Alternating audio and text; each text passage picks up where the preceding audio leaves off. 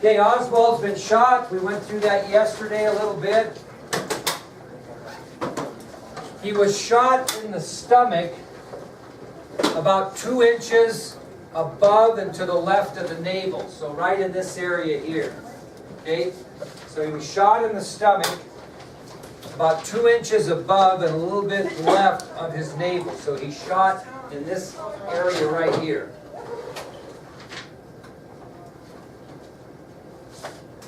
Now the bullet went through his stomach, hitting a major artery, traveled through his liver, hit his 7th rib, and lodged in his skin on the other side of his body. It did not exit his body. Okay?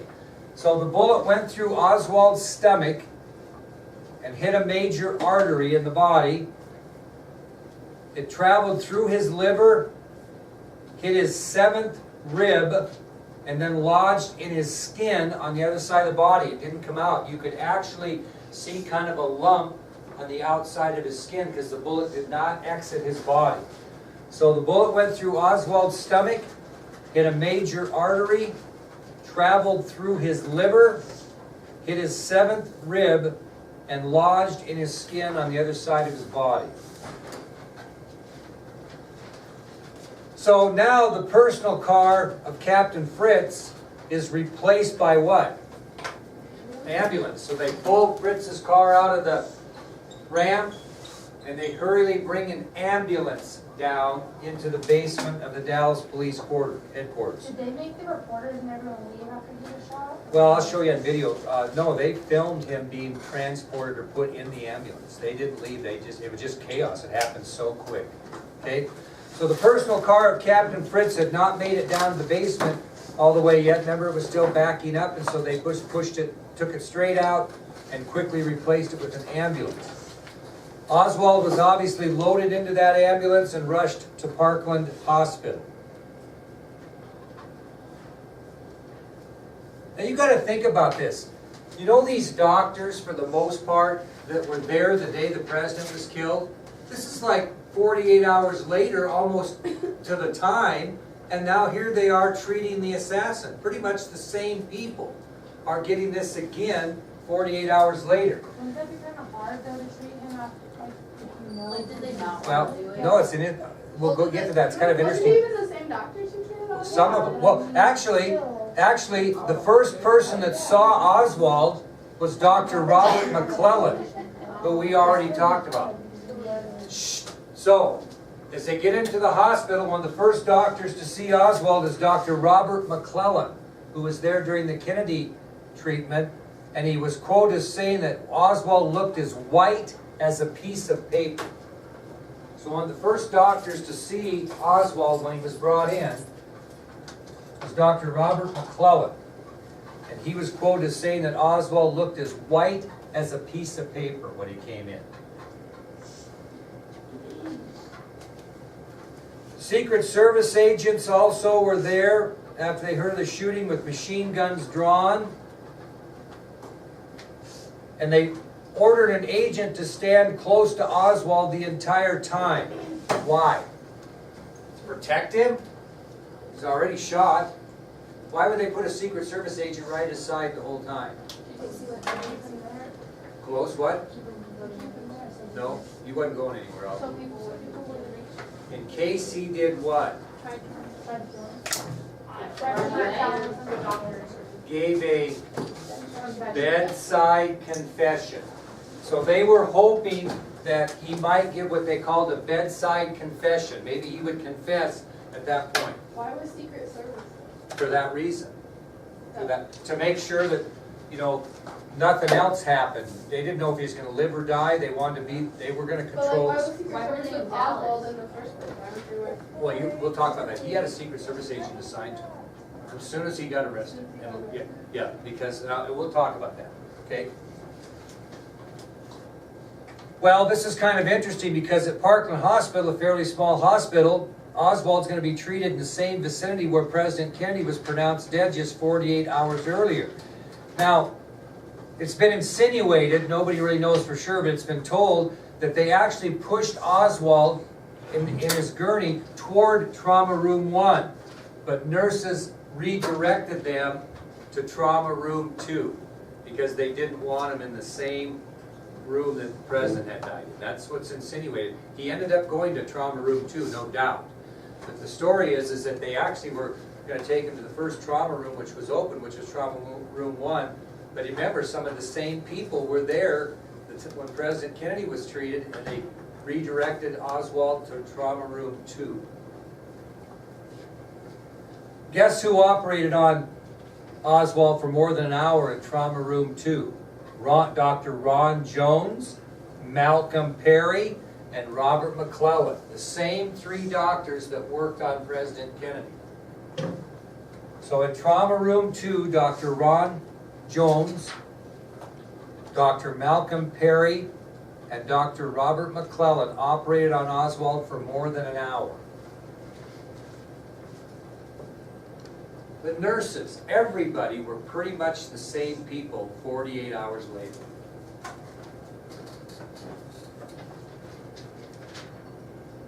Now, during this operation, Oswald was administered 16 pints of blood before his heart arrested. So during this operation, Oswald was administered 16 pints of blood before his heart arrested. It means he went into cardiac arrest.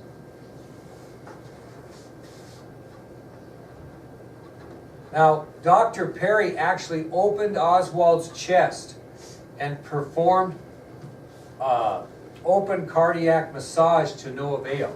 Opened his chest up and actually massaged his heart, trying to get it to respond, to no avail. Dr. Perry opened Oswald's chest in a final desperate effort and began open cardiac massage to no avail. They wanted this guy to live. They know that if he dies, what dies with him? Every motive, every reason. I mean, this is what causes this controversy we have today, or conspiracy. They wanted to save him. The Secret Service certainly did in ways. And certainly I would think the Dallas police would have wanted. They want to know what's going on here. Well, as they were operating on Oswald towards the end, Jim Lavelle, remember the guy that had been handcuffed to Oswald, who actually accompanied him to the hospital. When they put him in the ambulance, Jim Lavelle jumped in the ambulance. He could see the bullet under Oswald's skin in the back, towards his back. He could see this protrusion, so to speak. And so what he did is he told one of the doctors he needed that bullet for evidence. So the doctor basically took a scalpel and pinched, you know, like you'd pinch your finger and just hit the skin and popped the bullet out and handed it to Lavelle. Okay? So Jim Lavelle was there during this time. When Oswald is towards the end, so to speak, Lavelle could see the protrusion from his back where the bullet had lodged. He asked the doc, told the doctor he needed that bullet for evidence. The doctor simply took his scalpel and just kind of pinched around the bullet, hit it with the sharp scalpel, it popped out. And Jim Lavelle's, when he talked to me, it was like a grape, popped out like a grape, like if you could split a grape. Okay? Lavelle took the bullet and he handed it to a nurse. And what did he have the nurse do on the bullet? Think about what J.C. Day did on the right. Carved her initials. Okay? So, Jim Lavelle handed the bullet to a nurse standing next to him and asked her to put her initials on the bullet to prove it's authentic, that it came from the site. Well, finally, at 1:07 p.m., again, this would be Central Standard Time, at 1:07 p.m. Central Standard Time, Lee Harvey Oswald was officially pronounced dead. 48 hours and 7 minutes after President Kennedy was pronounced dead 2 days earlier. So at 1:07 p.m. Central Standard Time, Lee Harvey Oswald was officially pronounced dead.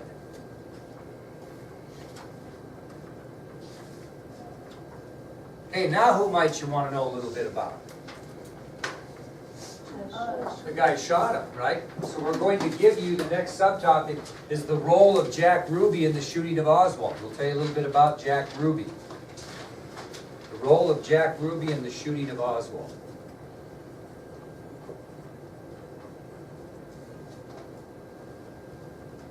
Obviously, the man who shot Oswald in the Dallas City Jail basement was later identified as Jack Ruby. And he was the owner of a local nightclub or strip club in downtown Dallas. Okay?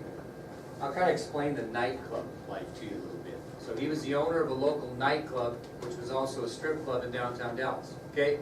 A nightclub, in the 50s and 60s, nightclubs were kind of fancy bars. They were places where people went. They're different type of nightclubs. Okay? And usually a nightclub, you'd go and have dinner. Maybe there'd be a band there and you'd dance. This one happened to include a strip joint, so it was probably more male-orientated than female-orientated. But there were nightclubs all over the United States in which people would go out on a Saturday night and have dinner and dance and have a few drinks, etc. Hard liquor was more prevalent in adults maybe in the 50s and 60s than beer was, okay? So a nightclub is a place you kind of went out. You guys go clubbing now. I mean, it's a little different gig. You know, don't people go to clubs like in New York? That was kind of what they did in the 50s, only there were nightclubs, only it was different type of music and those types of things. But it was more of a place to go out and socialize. Well, the nightclub that Ruby owned was actually a strip club in downtown Dallas, and it was called the Carousel Club. The Carousel Club.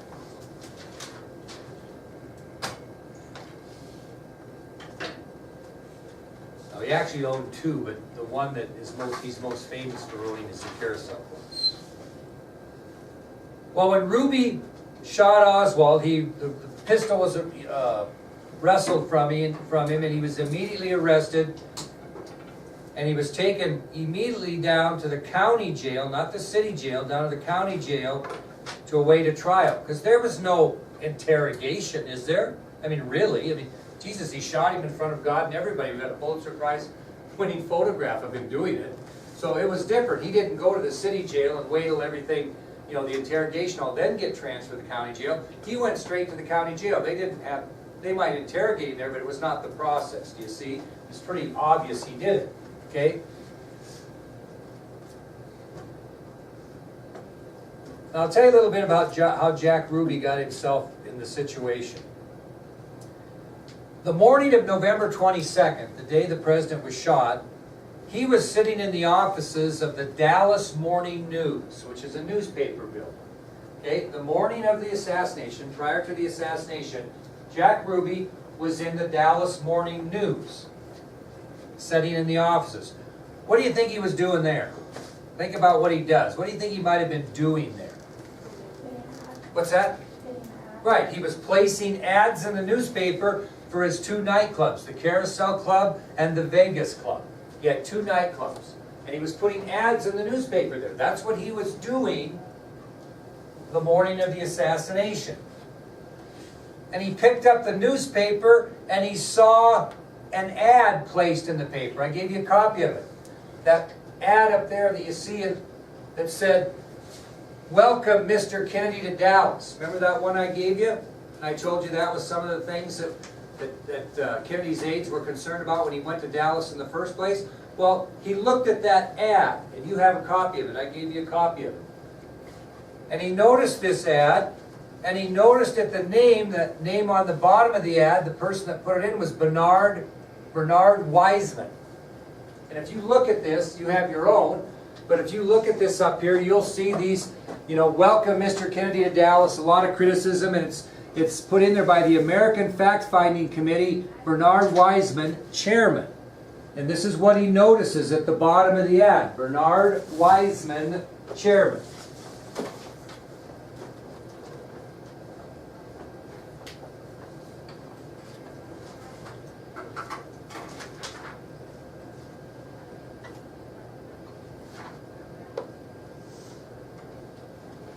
Well, Ruby thought that Bernard Wiseman's name was Jewish sounding, which it probably was.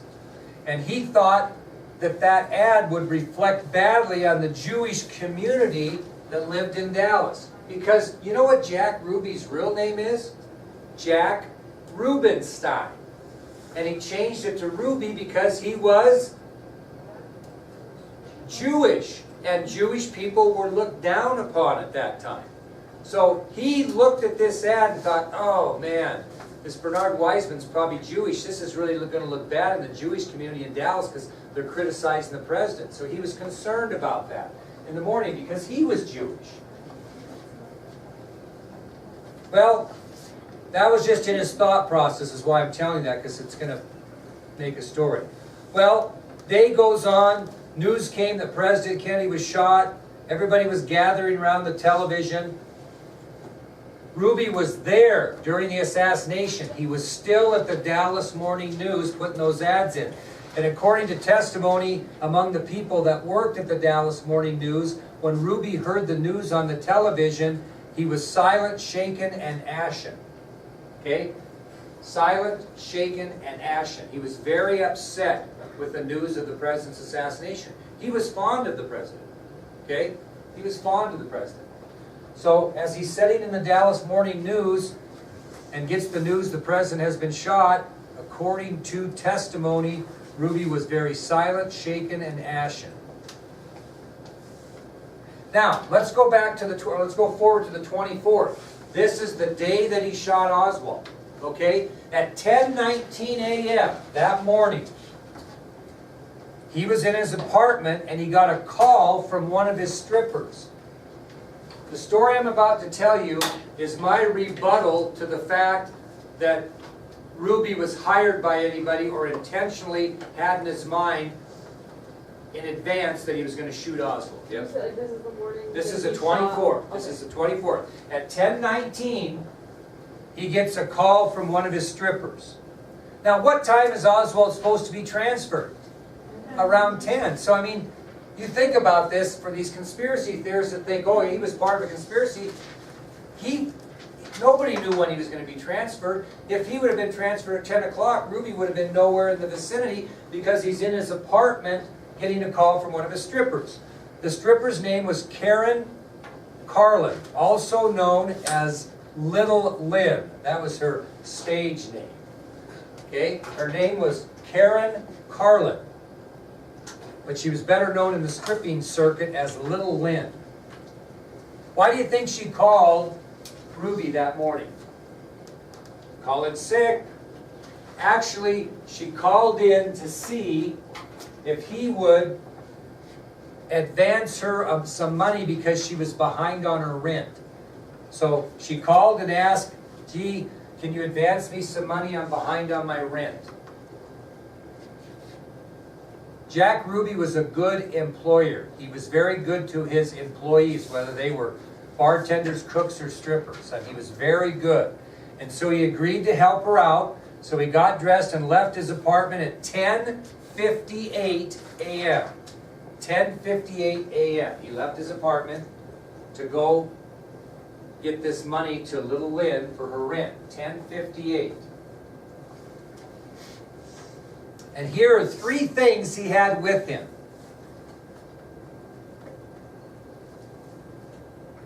And tell me if these are 3 things you would have with you if you were going to go shoot Lee Harvey Oswald. Okay? The first thing he had with him was a bank deposit of over $2,000 in cash. And what was he going to do with that $2,000, do you think, in cash? It was the money or the take from the night before at his business. So he was going to go take it and deposit in the overnight depository in the bank. Okay? So he took this bank deposit, this $2,000. It was the money the club had taken in the night before, and he was going to drop it off at the bank. Okay? Second thing he had with him was his .38 caliber revolver, which he had a permit to carry. Why would he have a permit to carry that? Why would they allow him to carry a .38? Yeah, and he's doing what that morning? Depositing $2,000, which at that time was probably $10,000 now. So he had, it wasn't uncommon. He had a permit. He was going to take his money and he was going to protect it if anybody tried to take it from him. Really not that uncommon because he had a permit. The third thing to me is the key of non-conspiracy. He had his dachshund dog, Sheba. Brought his dog with him. Now, if you're going to go shoot Lee Harvey Oswald, are you going to bring your dog with you? If that's the thing you have on your mind in the morning? Probably not. I wouldn't think so.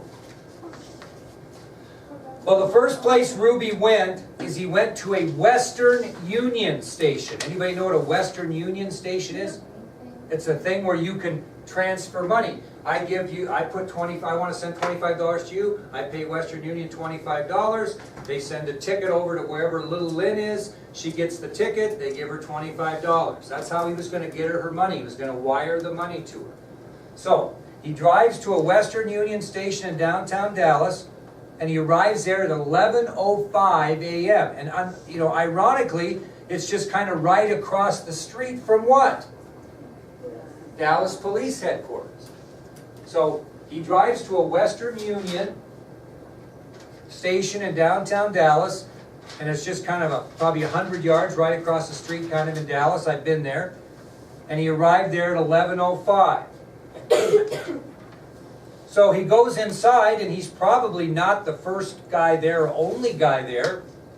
And at 11:17 a.m., he wired $25 to the stripper for her rent.